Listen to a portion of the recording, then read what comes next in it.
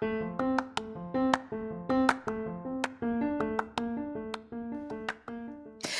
there, and welcome to the daily podcast where wisdom smacks us with kisses or love taps.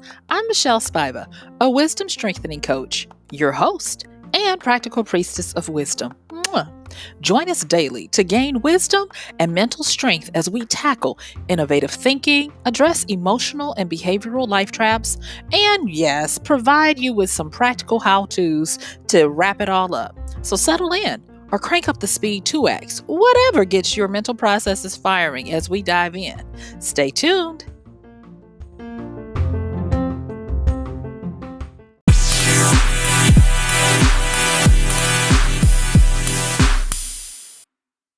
Yay!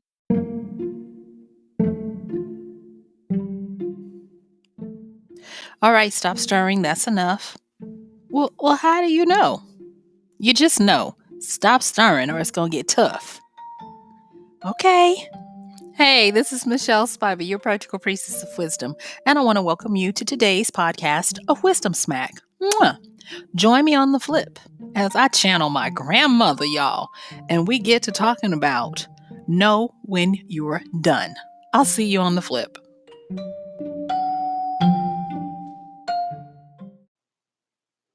All right, you guys. Now I'm going to go on and tell y'all, I just recorded this show and I did it on mute.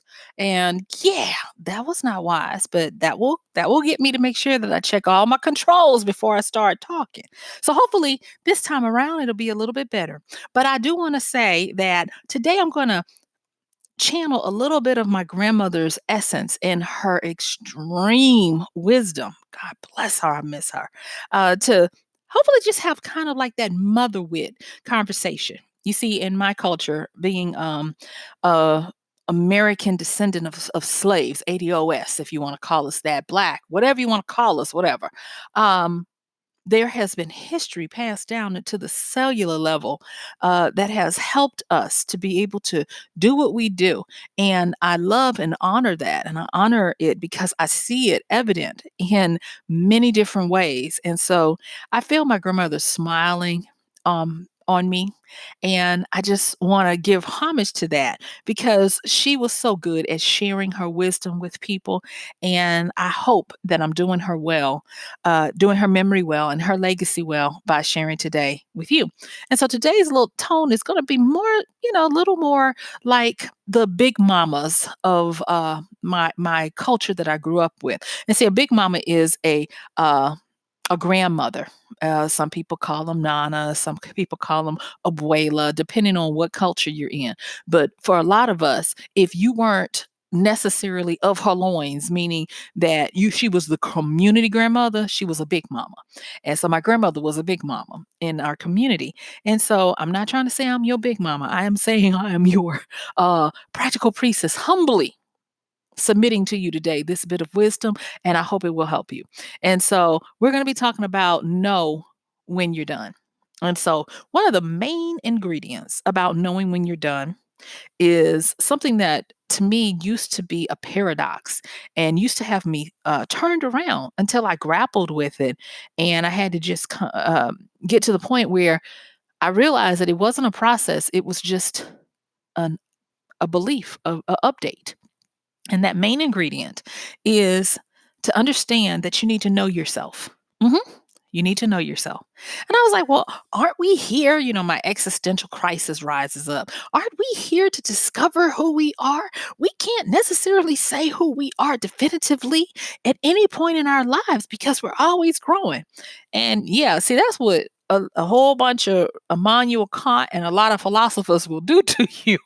But I had to rely on what my grandmother used to say. And she was like, "Can't nobody be better than you." Of course, many different people have different ways of saying it. But she was like, "You're the expert of being you." And when I finally got it through my thick head that that's not something that you walk up to, that or work up to. That's not like, I got to rev up to be the expert of being me. No, you are the sovereignty. You are where the buck stops when it comes to be all things you. Even when you mess up, when you get confused, when you don't know which way is right, when you need help and to be rescued, when you're wrong, when you're right. All of those instances of when you're being you, you're still being the expert of you. You see, I know this because no matter how much science tries to do, or even biology, no one can be exactly you but you. Even your twin can't be you.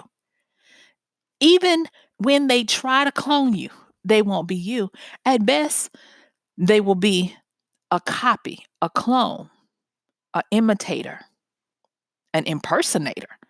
And so that's how I'm able to be like, okay, I got this. And I want you to know that you've got this, because the main ingredient of knowing yourself is to be okay with the fact that nobody can beat me better than I can. Nobody, that is the one job I'll never get fired from. That is the one purpose I will never be usurped, or will never get stolen from me. And that is being me. Because even when I leave this mortal plane, nobody can come by and say, "Oh, I'm her." Nope, sure can't. You know? And I want to say this, that when you understand this, that you're the ultimate authority of being you, I want you to grab onto the fact that you are an expert. You are an expert. And when you grab onto that fact that you are an expert, you'll understand some things about yourself. That no matter how turned around, twisted, upside down, topsy turvy, confused, downtrodden, beaten you may get, when you just remember that you are the expert of being you, that means that things will work out for your favor. They'll work out for your good. That was another thing my grandmother used to tell me. The Bible, they used to call it 10-finger prayer. And it was, and I'm going to, muddy it a little bit, but it, that 10-finger prayer they talked about was, and we know in all things God works for, our good, and that kind of thing. And it spoke to me in that, because of us trying to do the best we can with what we have. And when we realize that we are authentically us and not trying to steal anybody else's identity, not trying to be anybody else but who we are, that's when the universe tends to click in place and fight ferociously on our behalves. That's why so many people talk to us about loving ourselves, and so many people talk about getting a sense of who we are in our identities, and understanding that even if it's fluid, is who we are at the time we are. And I totally agree with that. You know, at this particular time, with the information that I have, I totally agree with that. And so I just want you to understand that when you want to know when you're done, you need to first understand that you need to embrace that you know yourself. Yeah, you know yourself. And what you're doing here is simply adding on more of the facets of who you are. But you inherently know who you are. If you didn't, you wouldn't have any kind of way to act. You wouldn't be able to get up in the mornings and take a breath and be in your clothing your right mind. Shout out to the old Baptist deacons there. So I wanted to just start with that. And thank you for letting me just talk to you about that. It might seem like I'm rambling, but I'm not. I got somewhere to go with this. Promise you, I do, because I'm setting it up. So let's get into it. So now that we have accepted that we know ourselves, we are the experts at being us, no matter what we think, if we just embrace the point that I am an expert when it comes to being me, I am sovereign. The buck stops here. You are primed and in the best position to start getting these inherent beauties and gems of wisdom and esoteric knowledge about the universe. And it comes in the form of one of these things. And the first thing I want to say, when you are able to know when you're done, is by knowing yourself, you start to get a sense of awareness, self awareness, awareness of who you are, what you want, and what you don't want. You see, there have been times in my career when I've had to work with people to just even connect them back to their sense of awareness. People were so beat down, distraught, confused, gaslighted, if you will. And they didn't know what they wanted and what they didn't want. And it simply came back to, you guessed it, getting them to understand that you really do know yourself, even when you don't feel like you know which way is up. You're the expert at being you. Nobody is coming to steal that. Nobody's coming to fire you from that. You are still you. Okay. And so, with that, the awareness starts to come. And you need this awareness because it helps you to understand that there are certain things about you that only you will be able to know. Nobody else can divine it from you. Yeah, nobody else can do that. And when you get to this point of awareness where it starts to bloom within you, there is this byproduct that my grandmother used to talk about. And she used to say you had to cultivate it, but it could only come from you first just making an agreement with yourself that you knew yourself and that you were the expert on being you. And when you start to become aware of who you are, she said that you got this byproduct that nobody could take away from you. And she said it was discernment. Now, I'm going to do a podcast about discernment. I've been waiting. I've been wanting to do it for a little while now, but it's not time yet. When it gets to the right time, I'll do it. But this discernment, this being able to see and to know and to know with confidence, because discernment uh, is built on top of a lot of self confidence that you know what you know, even when everything doesn't look as it should be. It can't happen until you get this sense of awareness. So if you're tracking with me, let me go back and summarize what we just talked about. Knowing when you're done is based on you first getting to the point where you just accept that you know yourself because you're the expert on being you. Nobody else can be you. And so because else can be you, you're you. And that's it. And you know you no matter what.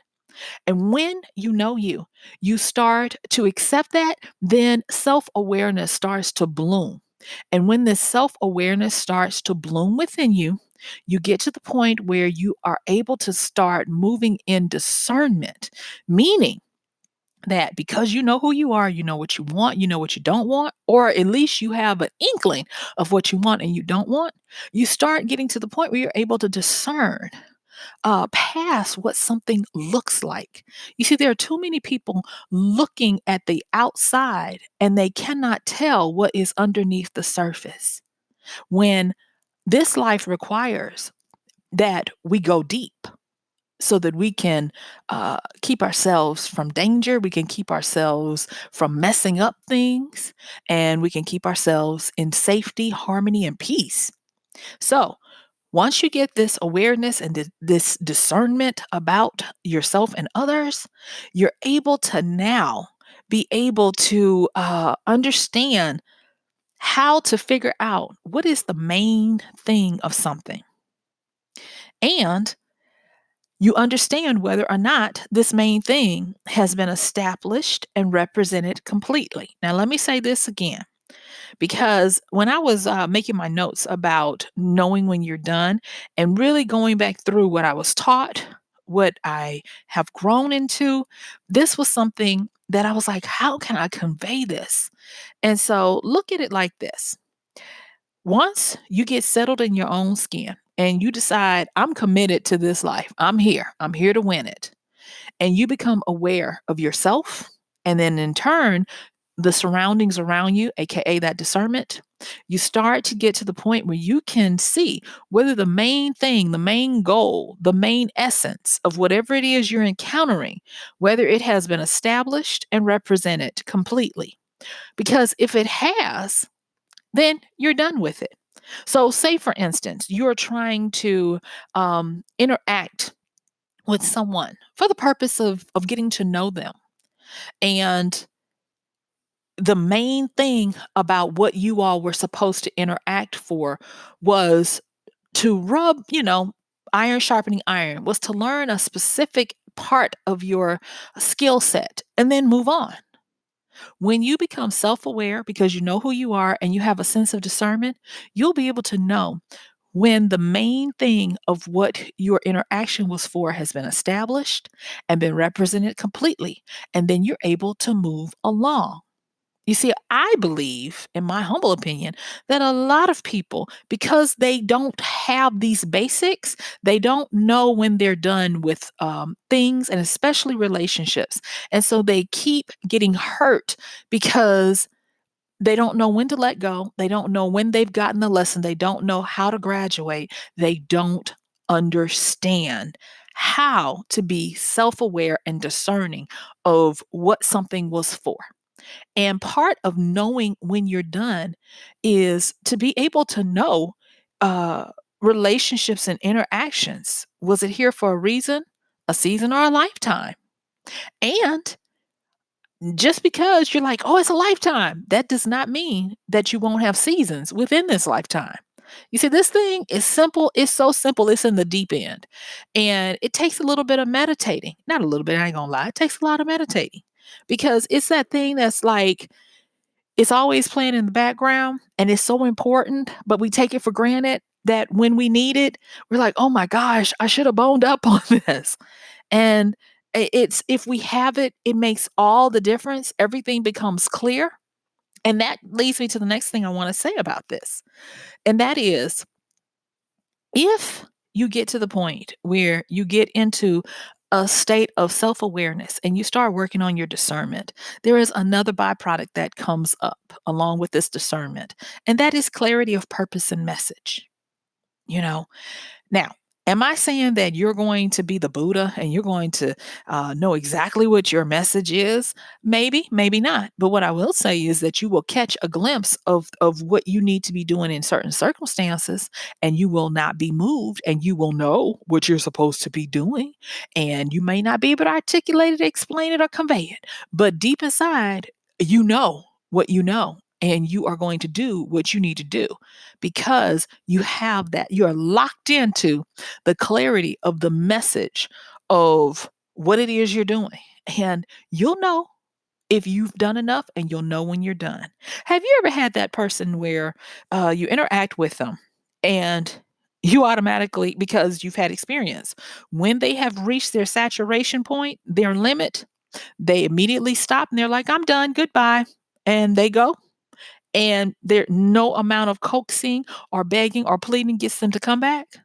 That's what I'm talking about here. When you get to that point in who you are, what you know about yourself, your clarity, and even with certain situations. Now, in the A part, like I said, I was channeling my grandmother, and I remember her trying to teach me when I was a little kid, stirring cake batter. And she would talk about, "That's enough." And I was like, "How do you know?" And she's like, "If you keep going, it's going to get stiff." And it was because she was so self-aware of her ability to bake with or without a mixer, y'all. I mean, I'm talking about hand whipping cake batter. And she would just know. And it was because she was locked in to her self-awareness, to her ability to discern the situation, and to the clarity of what it was she was going to do, and that was make a fabulous cake.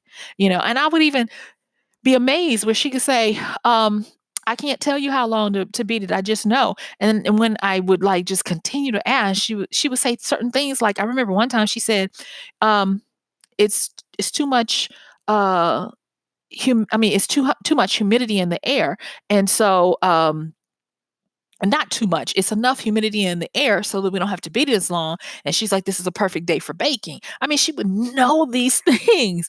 And it came back to all of this stuff that I'm telling you right now. If you can catch this, I'm telling you, baby, you are going to be so far ahead of a lot of people that's so busy trying to academic their way through this because this mother wit, you got to catch it. So I want you to catch it. And I hope, Lord, I hope I am doing my grandmother justice on this. Please help me, y'all, because this is some good stuff. All right. So let's keep going. All right. So we've talked about knowing yourself, being the expert of you. We've talked about awareness. We've talked about when you become aware, some of the benefits that you get, namely, you get discernment and clarity of your purpose and your message. And then this is the thing about that clarity and discernment. You get to the point where you're able to understand the simplest objective when it has been met in the way that is clear and without blemish. Yeah. You get to the point where you're able to understand what the main thing is and you understand how to keep the main thing the main thing.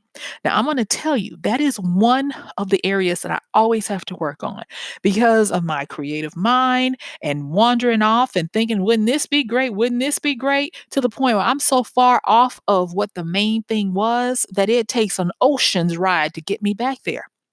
But when I buckle down, settle down, and get back into this simplistic, but not necessarily easy understanding of this wisdom, I roll myself right on back over to the main point and I get back on it and I'm able to do what I'm needing to do. And I know when I'm done.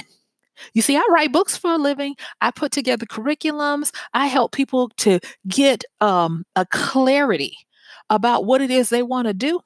And so I have to inherently know what is going to be the simplest objective that when it's met, there is a clarity without blemish that gets people to their point. Some people call it the big domino, that if you knock that domino down, everything else falls into place. Some people call it the linchpin.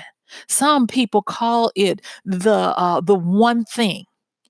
And this little simple understanding is one of the fastest ways that you can get to discerning what is the simplest, that one thing, that big domino that you need to do to knock all the others down. So trust me when I say this is real powerful.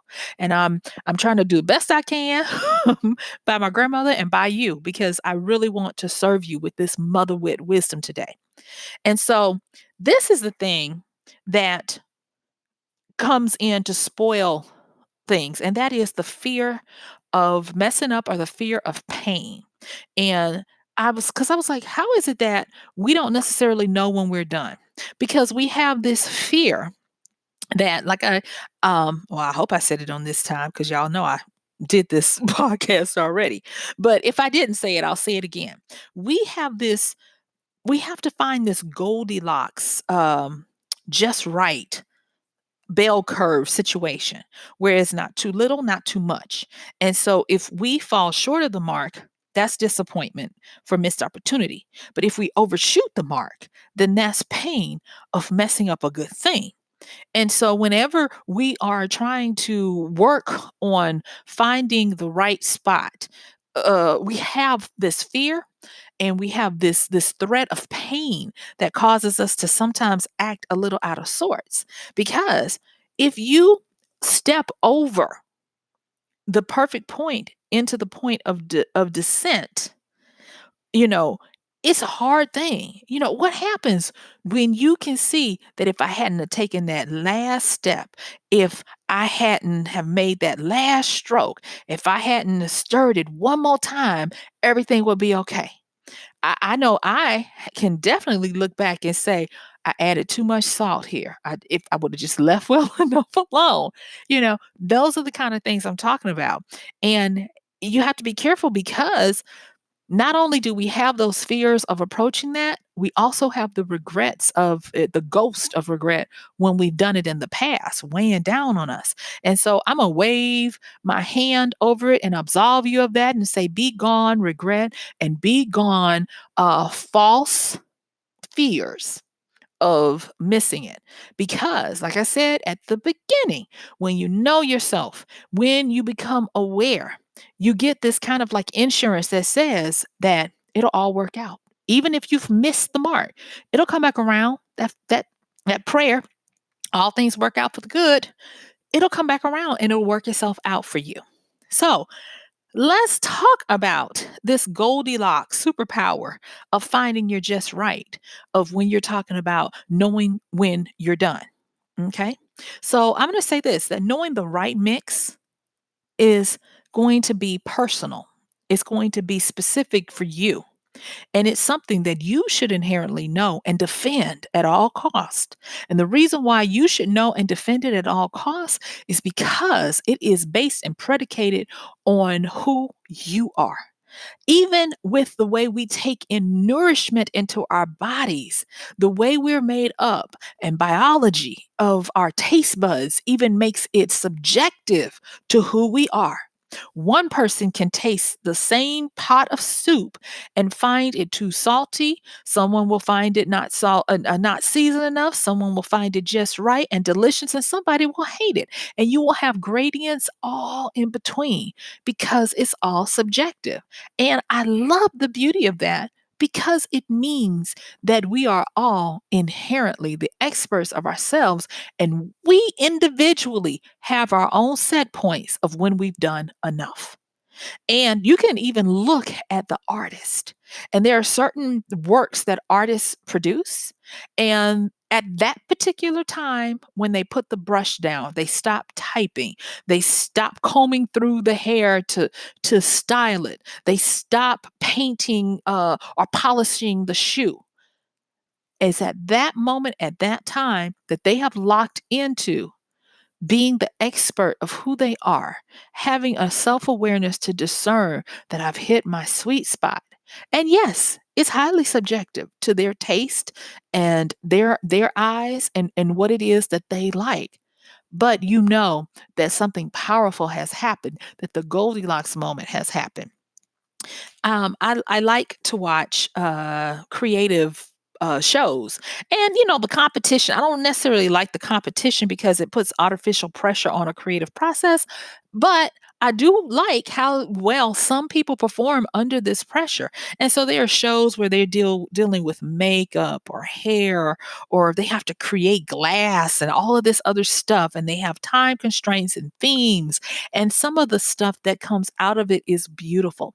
And what I particularly like about this is that when that person locks in to all of this stuff we talked about, knowing yourself, being self-aware, discerning, having that clarity of message, because they have locked into who it is, and they are in their Goldilocks moment and they produce, no matter what the judges say, whether they love it or hate it, that person says, I did my best, I'm in love with it, and that's all that matters. And I think that is the beauty of watching these people and knowing when you're done.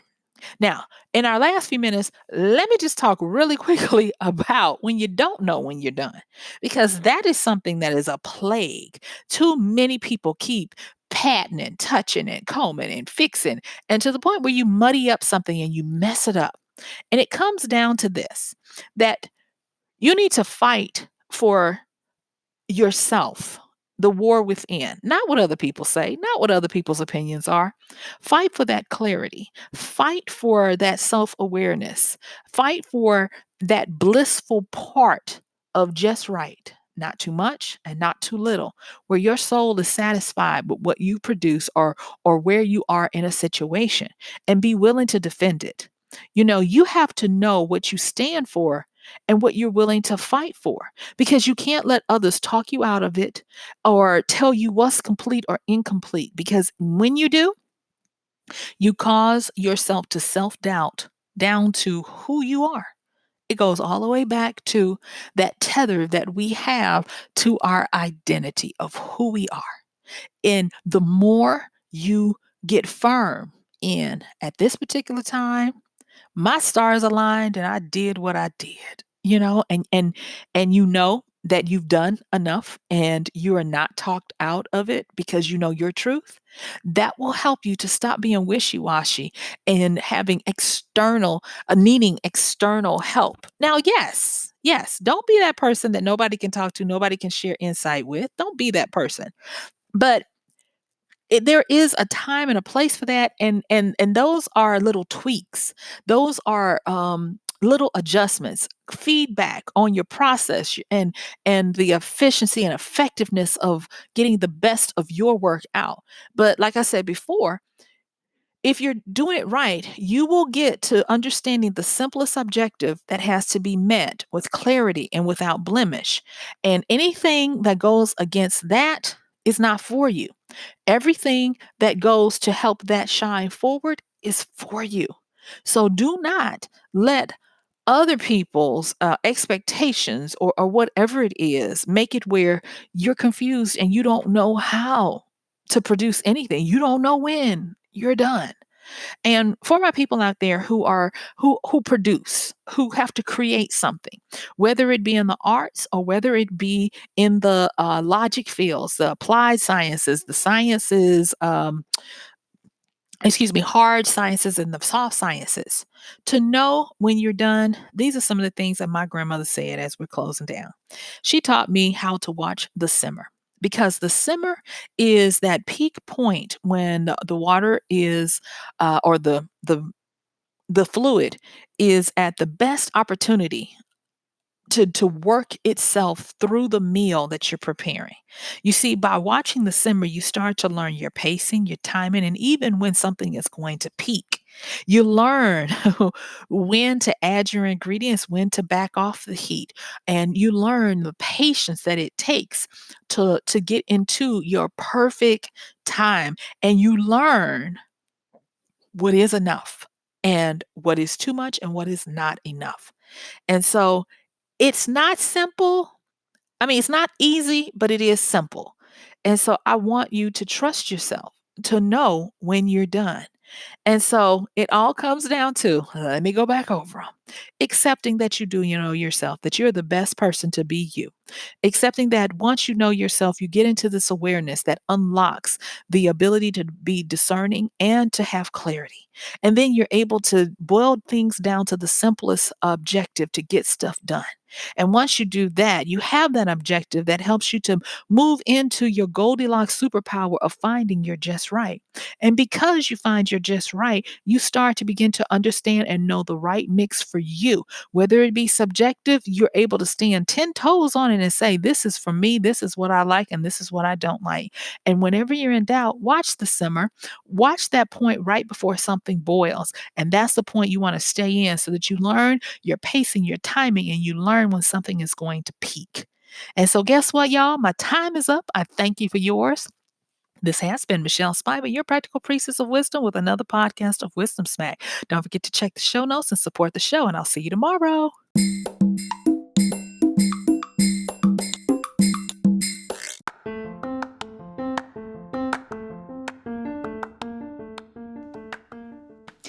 And that's going to do it for today's podcast of Wisdom Smack with MichelleSpiva. If you like this podcast, please help us get the word out. Like, comment, subscribe, and even share.